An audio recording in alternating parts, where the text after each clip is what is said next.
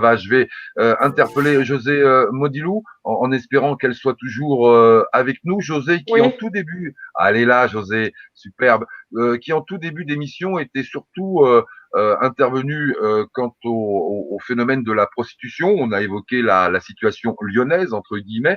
On n'a pas eu le temps de s'arrêter sur les mariages forcés.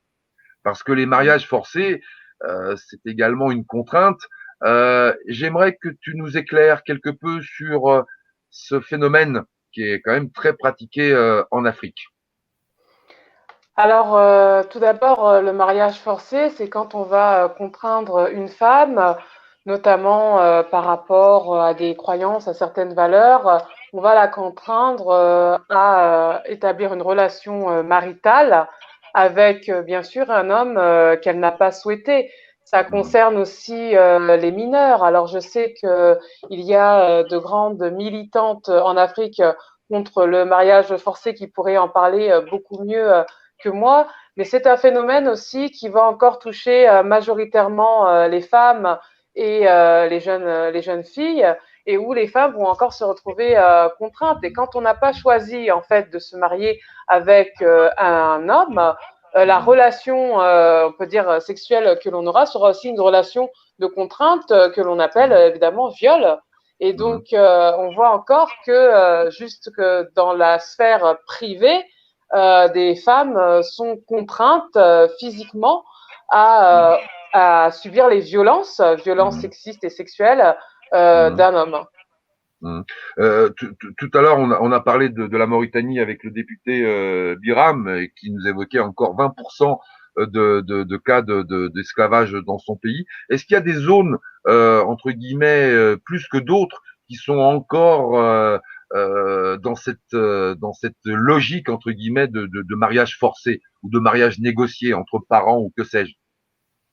Encore une fois, les chiffres sont difficiles à obtenir parce qu'il s'agit de choses illicites où les victimes aussi ont très peu la parole. Moi, tout ce que je peux dire, c'est qu'il y a de grandes activistes, notamment au Sénégal, qui luttent jour et nuit contre ce mariage forcé. Après, ce n'est pas à dire que le Sénégal est une zone beaucoup plus visée par le mariage Mhm. forcé, mais il y a de nombreux activistes qui se trouvent au Sénégal et qui clament haut et fort qu'il existe encore malheureusement un non prise en compte du consentement, hein, le Mhm. consentement qui est quelque chose qui Mhm. est très important, non prise en compte du consentement des femmes dans le mariage et dans les relations sexuelles. Mhm. On avait sur ce sujet également la potentialité de profiter de la présence de Race ND. Malheureusement, je pense que pour des raisons techniques, elle n'est pas là. On parlait d'associations de femmes sénégalaises sans vouloir stigmatiser le Sénégal, que les choses soient bien Mmh. claires. Est-ce que, bon, statistiquement, c'est peut-être dur à mettre en évidence, mais est-ce que tu sens que de plus en plus, quels que soient les pays, les femmes se solidarisent, se regroupent pour défendre leurs enfants et bien évidemment principalement leurs filles, Alors moi, ce que je peux pour parler, éviter potentiellement qu'elles ne subissent le même sort qu'elles-mêmes auraient subi, oui, pour être complet. je pense qu'on assiste à une libération de la parole des femmes, donc en Occident par le MeToo, mais en Afrique par le hashtag Vraies femmes africaines, qui Mhm, continue encore aujourd'hui, où les femmes mhm, africaines se sont emparées de ce hashtag pour dénoncer toutes les violences sexistes et sexuelles dont elles étaient victimes, dont mhm, le mariage forcé, mais pas mhm, seulement, c'était toutes les violences que les femmes peuvent subir, et on peut le mhm, comparer au hashtag MeToo ou moi aussi qui a eu vraiment un grand écho.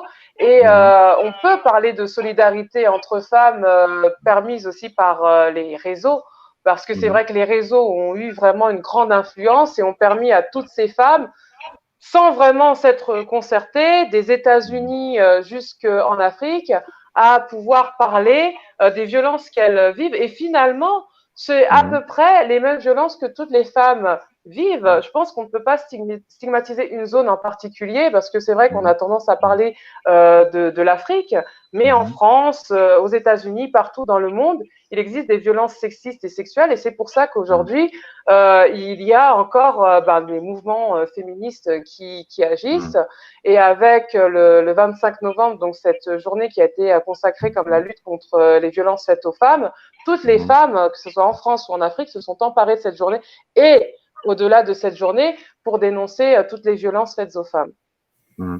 Où en sommes-nous de l'excision? On sait que le prix Nobel pour Denis Mukwege avait fait beaucoup bouger les choses. Est-ce que depuis ce prix Nobel pour ce chirurgien congolais, il y a eu une évolution véritablement vive sur ce sujet délicat? C'est un sujet délicat où c'est difficile de changer les mentalités. L'excision, c'est vraiment quelque chose qui est ancré dans les traditions. C'est un tabou. C'est difficile d'obtenir la parole des victimes. Il est difficile aussi pour les victimes de dénoncer une tante, une mère, et parce qu'il s'agit de femmes de leur entourage.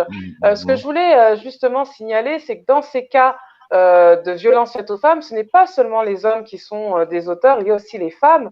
Quand on voit les mamans, maquerelles, les mamas qui sont dans les milieux de proxénétisme, quand on voit ces femmes qui existent, c'est pour ça que il faut vraiment pas forcément stigmatiser une zone, une personne. C'est vraiment des choses qui peuvent arriver à n'importe quelle femme. Et ça, c'est vraiment quelque chose qu'il faut mettre dans la tête des personnes, c'est que ces violences sexuelles et sexistes, elles sont pas forcément que elles sont pas seulement faites en Afrique, elles sont faites dans le monde entier. En France aussi, vous avez des phénomènes aussi d'excision.